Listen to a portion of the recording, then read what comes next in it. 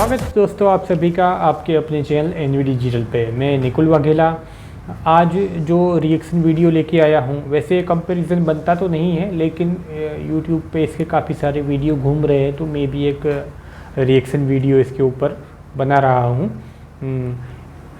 इस वीडियो का टाइटल है India was OIC power comparison. OIC क्या है?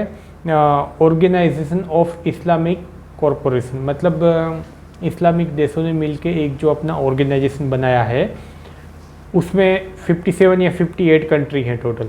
तो उसके सामने अकेले भारत का पावर कंपैरिजन किया जा रहा है कि उसके सामने भारत कितनी देर टिक पाएगा या भारत के सामने वो कितनी देर टिक पाएंगे। तो वीडियो काफ़ी मज़ेदार होने वाला है, पूरा देखिएगा।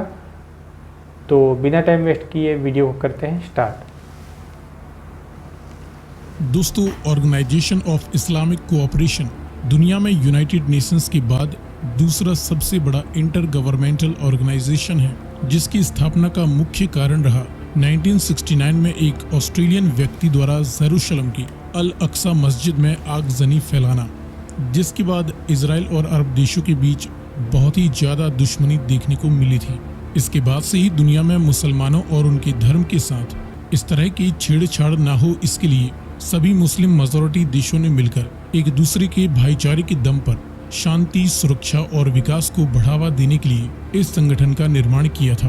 और प्रत्येक देश जहां पर मुस्लिम जनसंख्या मेजॉरिटी में है या अधिक प्रभावशाली है, वह इस संगठन का एक सदस्य देश बन जाता है।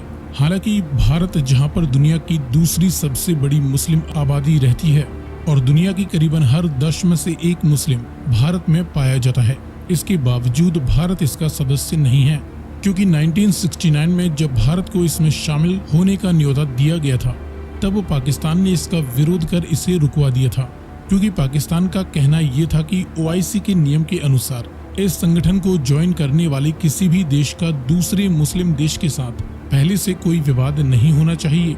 ऐसे में भारत और पाकिस्तान के बीच जब तक सभी विवादों का निपटारा नहीं हो जाता, तब तक भारत को इसका सदस्य नहीं बनाया जाना चाहिए। इसके बाद फिर 2006 में फिर से सऊदी अरेबिया ने भारत को इसमें शामिल होने का अवसर दिया था।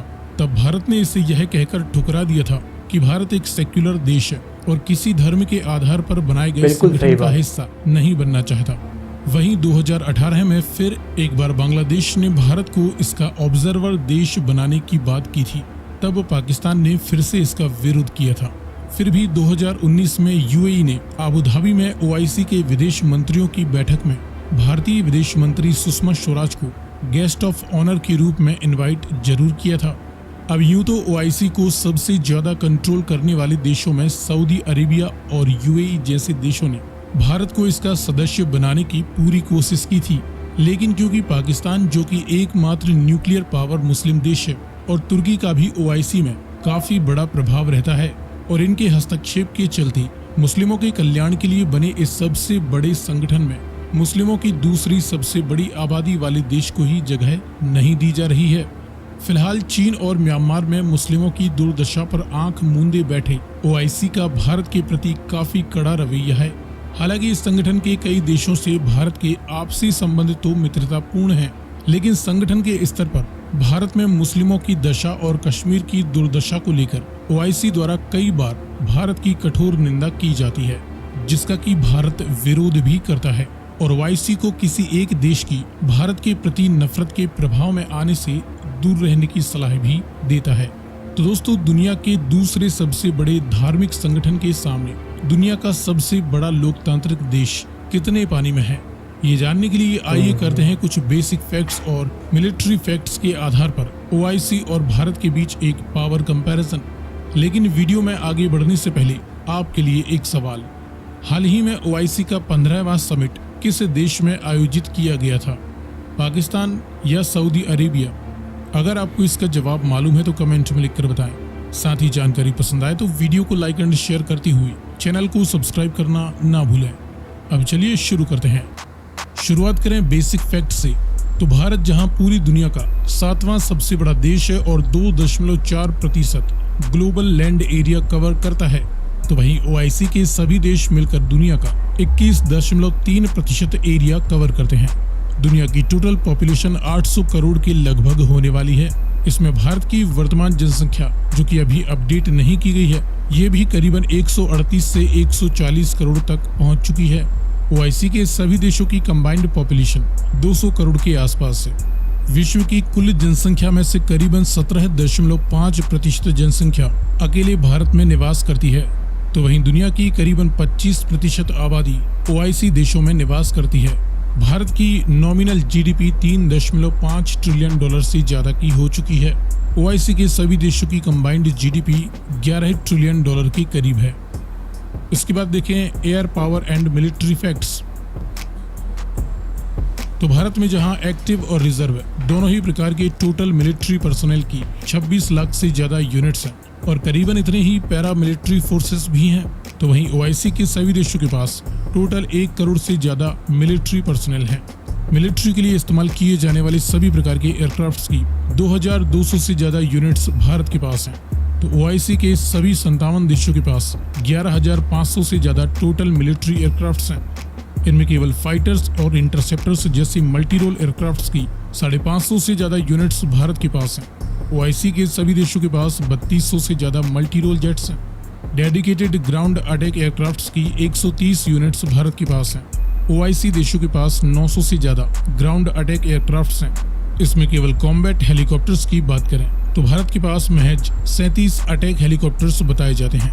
ओआईसी के सभी देशों के पास कंबाइंड तौर पर 850 अटैक हेलीकॉप्टर्स हैं। मास डिस्ट्रक्शन के न्यूक्लियर वारहेड्स में भारत के पास 155 से 160 न्यूक्लियर वारहेड्स हैं, तो वहीं ओआईसी में केवल पाकिस्तान के पास करीबन 160 से 165 न्यूक्लियर वारहेड्स बताए जाते हैं। इसके बाद देखिए जमीनी ताकत। तो भारत के पास 4,750 से ज्यादा मैन बैटल टैंक्स हैं। ओआईसी के सभी देशों के पास 30,000 से ज्यादा मैन बैटल टैंक्स हैं। इन्फेंट्री फाइटिंग व्हीकल्स और आर्मर्ड पर्सनल कैरियर्स की 12,500 यूनिट्स इंडियन आर्मी ऑपरेट करती है। ओआईसी के सभी देशों के पास 1,10,000 से ज्यादा टोटल आर्मर्ड व्हीकल्स मौजूद हैं। इसमें केवल सेल्फ प्रोपेल्ड आर्टिलरीज भारत के पास केवल 100 यूनिट्स हैं और जल्द ही 100 यूनिट्स और मिलने वाली हैं। ओआईसी के सभी देशों के पास 7,700 से ज्यादा सेल्फ प्रोपेल्ड आर्टिलरीज हैं। फील्ड यानी टाउड हाविजर्स की बात करें तो भारत के पास 3300 से ज्यादा यूनिट्स हैं। ओआईसी के सभी देशों के पास 17,000 से ज्यादा फील्ड आर्टिलरीज मौजूद हैं। मल्टीपल रॉकेट लॉन्चर्स की 1300 यूनिट्स भारत के पास हैं। ओआईसी के सभी देशों के पास 6,800 से ज्यादा मल्टीपल रॉकेट लॉन्चर्स हैं।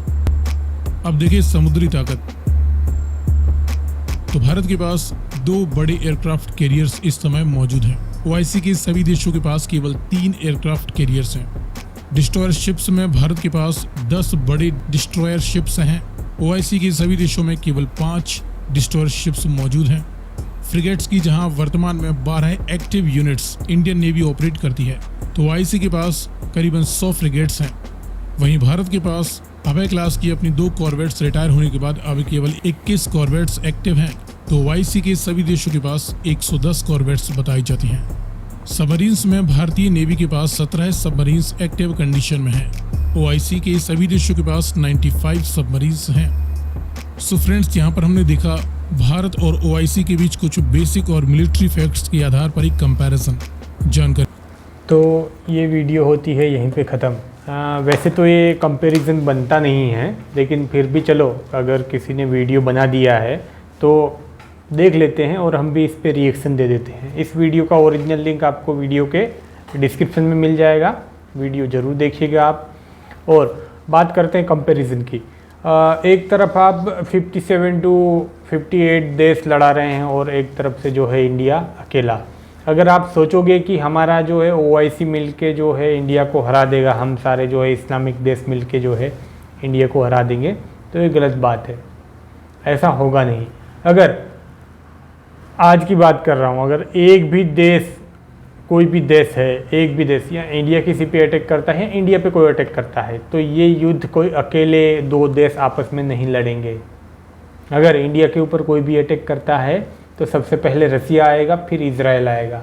ठीक है, आप समझते हो कि एक देश के साथ ही लड़ेंगे, तो ऐसा कभी होने वाला नहीं है, क्योंकि आजकल सभी की अपनी अलग अलग टीम बनी हुई है। अगर एक के ऊपर हमला करोगे तो 10 लोग आएंगे पीछे से, ठीक है, ढंग से वह पहल देंगे अकेला मत सोचना कि अकेला जो है इंडिया ही आएगा। और दूसरी बात कर लेते हैं इस कंपैरिजन की, कंपैरिजन नहीं, ओआईसी की बात कर लेते हैं। भाई ओआईसी देखो, एक इंडिया जो है ये एक मतलब लोकतंत्र वाला देश है, लोकशाही देश है।